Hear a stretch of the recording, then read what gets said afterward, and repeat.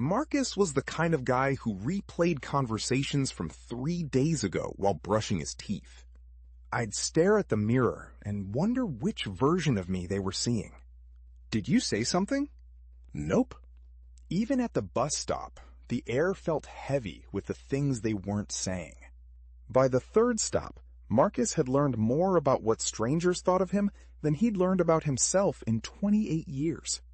In the office, the silence of the hallways was the loudest part of my day. A simple coffee, a brief glance, and another piece of evidence that I didn't fit in. He'd always suspected people were watching him. Now he had proof. The proof wasn't harsh, it was just constant. And that turned out to be worse. I became an expert at being invisible, even when I was standing right there. Somewhere between the third floor and the lobby, Marcus realized nobody was judging him nearly as often as he'd assumed. Most people were too busy running their own lives to spend much time on his.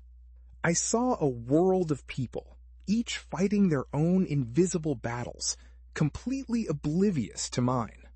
The power hadn't changed what people thought of him. It had shown him how little space he actually took up in their heads, and how much space he'd been giving them in his. I finally learned that the only voice that truly mattered was my own.